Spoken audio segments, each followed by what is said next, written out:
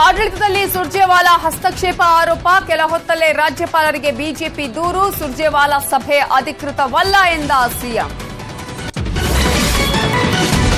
ಬಿಜೆಪಿಯಲ್ಲಿ Bommai BSY target ಆಗಿದ್ದಾರೆ. ದಮ್ಮು ತಾಕತ್ತಿದ್ರೆ ಹೆಸರೇಳಿ. ಪ್ರತಾಪ್ ಸಿಂಹ ಅಡ್ಜಸ್ಟ್ಮೆಂಟ್ ಹೇಳಿಕೆಗೆ ಕಾಂಗ್ರೆಸ್ ಸವಾಲು.